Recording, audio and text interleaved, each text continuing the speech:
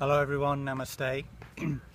So here I am sitting outside my wonderful little house here, my little circular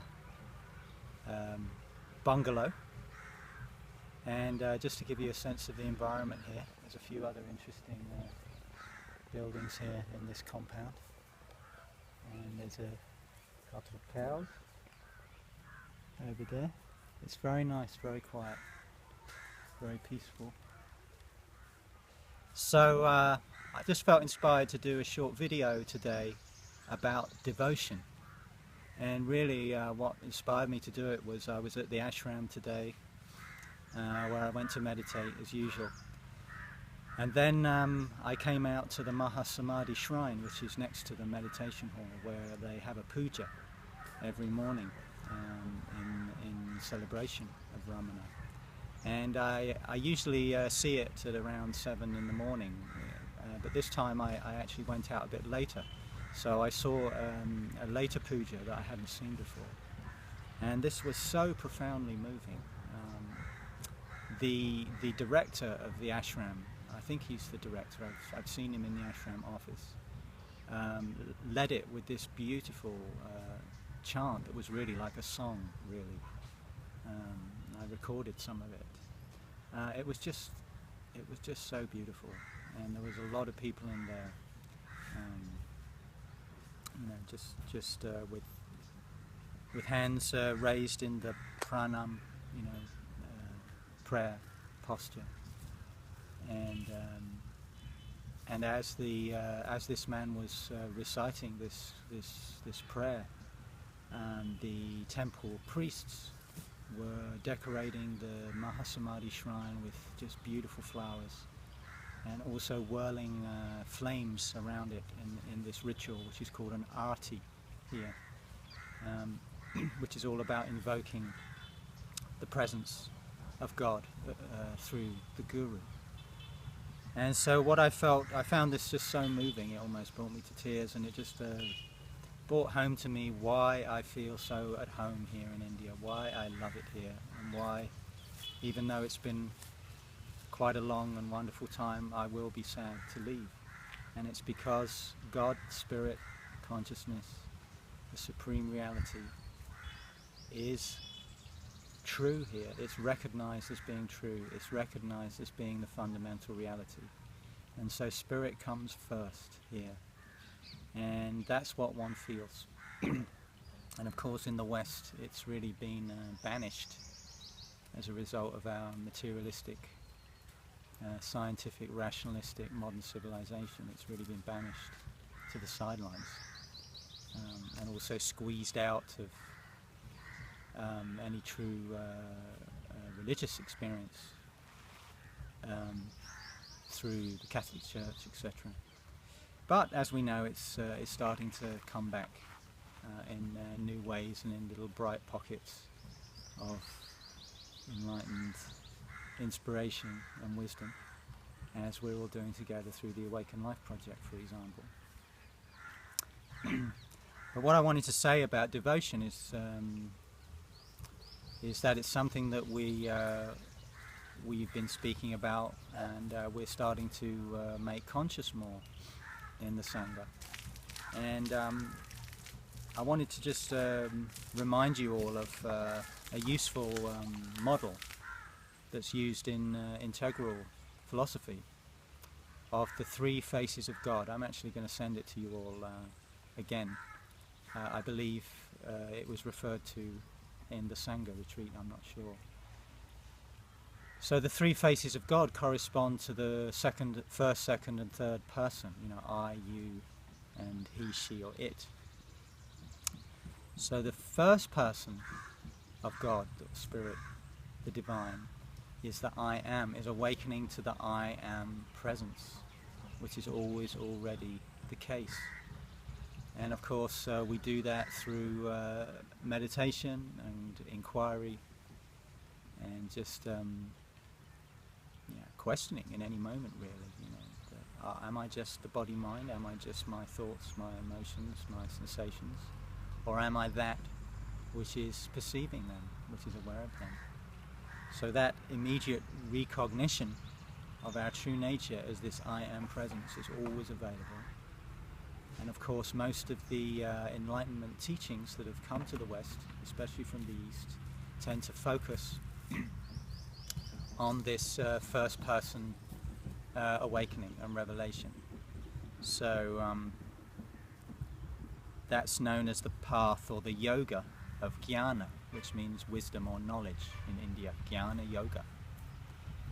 Now then there's the second face of spirit, which is really to do with love and devotion, and that's the awakening to the I, thou, or the greater you. So not just the you in the form of another beloved, but the form of God, consciousness, spirit as a great other that infinitely transcends and includes this individuated body-mind. So, of course, in conventional religious contexts, this devotion is engaged with the sense of the divine or God being somehow separate from the individual. But if we're engaging that face of spirit in a non-dual context, it's not any kind of bowing down to a separate idea of God or some kind of idea of a creator out there. It's bowing down to our own intuitive recognition of that God, of that consciousness that infinitely transcends our individuality. And so, that's what brings us to that heartfelt recognition and causes us to want to bow down and to maybe make that physical gesture through bowing or through prostration. And of course through other practices like chanting and singing and even devotional sacred dance. There's all kinds of things through prayer. So that's the spirit in which to embrace this second face of spirit, and that's known as Bhakti Yoga here in India. And it's interesting to know that the great Jnana yogis of India, like Ramana Maharshi, Sri Nisargadatta Maharaj, or Shivananda of Rishikesh, Swami Chidananda, Swami Krishnananda of the Divine Life Society, Papa Ram Das, Yogi Ram Sarat Kumar, and others. Right? These are all great jnanas. They're extraordinary enlightened beings, awake to this eternal presence of I amness, of consciousness, of self-evident conscious light, we could say, in the words of Adidana. All of those great beings in India were also Bhaktas. In other words, they all spontaneously were devotees of God. They encouraged that in their disciples, and they also practiced it themselves. Not necessarily as a practice, but spontaneously. They would engage in devotional practices. So here in India, you see, they're not seen as two separate things. But in the West, because we're so individualistically oriented, and we don't like hierarchy, we tend to be reacting to traditional religion in the form of Christianity. We really instinctively don't like to bow down to anything in the West. As a result of that, let's say the real purifying ordeal of a true awakening process often doesn't really take hold, because it's still easy if you only practice the first face of God, the first face of spirit. There's still a lot of room for delusion, and the ego can still remain intact. And it's only when we start to bow down, and a devotional practice is a symbolic of that, of bowing down to a greater principle, that our life, we start to feel and experience that demand that we align our individual life with that great principle and become an expression of the divine in this world. and authentically transcend the fears and desires of the ego. So there's something I want to read actually from a little book I picked up the other day of Adidar about this, and it's also he's talking about the culture here in India, and I just wanted to read a bit for you. And he's talking about the guru and God. So what it's important to understand that in India, the guru or the spiritual master and the revelation of God, or what we often call consciousness, is seen as being one and the same.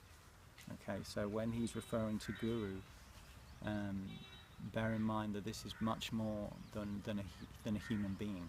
This is really pointing to what is coming through and being transmitted through that human being. Okay, here goes. As Westerners, you would be amazed, even offended, to see how people relate to the Guru and to God in India. As Westerners, you tend, for various reasons, to dislike people who are always bowing down and saying, "Yes, Master." On a certain level, you have good reasons for feeling this, because a certain phoniness may be manifested behind that external posturing. On the other hand, such behavior is a useful discipline for the ego I, who is full of resistance to being intensely alive to the Guru and to God. That is what is going on in India. It is not the case that people in Indian ashrams are simply and spontaneously adoring the Guru and God. It is not the case that they are always selflessly serving the Guru and God. Until they become true devotees of the Guru, of God, they are always intentionally adoring and serving the Guru and God, because they know that, by tendency, they are not otherwise adoring and serving the Guru and God. They engage such outward devotional expressions because they know what they are made of. In other words, they have a lot more humility than we tend to as Westerners. People have a tremendous reluctance to animate the life of adoration, of service, of fullness, of happiness. People are reserved, even indifferent, in relation to God. How many tears have you wept for God? How much suffering have you done for love of the God, of the Guru? How much intense suffering have you felt relative to your own lack of divine self-realization? Very little. But look at how many hours and hours you have spent fascinated by and obsessed with the most narcissistic, idiotic nonsense. Look at how much time you spend defending your own resistance and reluctance. The energy of your life is devoted to this false principle. But when you, in your ego possession, are confronted with real God, with the true Guru, you are indifferent. You are already on top of it. You have already got it. Everything is all right. And because everything is all right, you are not going to lie down at the Guru's feet. You are not going to bend your neck to God. You are not going to dissolve in the divine. So, there you go, some powerful and challenging words from a great master. And just to mention, because I did mention the three faces of spirit, so the third face is the it. So that's when we look out upon the creation, the display, which is the manifestation of consciousness of God in form, and we divinely self-recognize all of it to be an expression of God. So that's the first face, when we say that it, which appears to be objectively out there, we actually see that as an expression of God. So we're endeavouring to embrace all these three faces through what we're doing with the Awaken Life project as we're developing it. So of course the foundation, the most important one, and the foundation is the first phase. So that's why meditation and inquiry into your true nature, consistently, constantly, this should be going on consistently if you're really serious. That's most fundamental, because otherwise you will just be falling back into the ego mind all the time. And then there's the second face of God, which is all about invoking and giving expression to that heartfelt impulse for this individual body mind to bow down to that greater principle and be in service to that greater principle. And then there's the beholding, the searchless beholding and inquiry into this manifest display, and what does it mean to live an awakened human life in this manifest display. So a lot of the inquiry that we do together in the groups, the more outward focused inquiry, you know, in relationship to our conditioning, our biological conditioning, our cultural conditioning, as men and women, as Portuguese, as British, as Americans, as Dutch, as Germans, all of that, you could say, is all an enactment of the third phase of spirit, obviously from a ground of the first and second phase.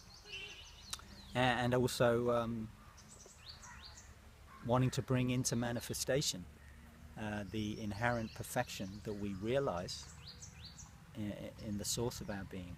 You know, our evolutionary and inspired passion to bring that into manifestation in form, you know, in what we do and in what we create. That's all an expression of the third phase of spirit.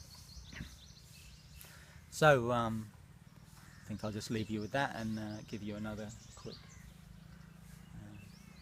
look around the place here.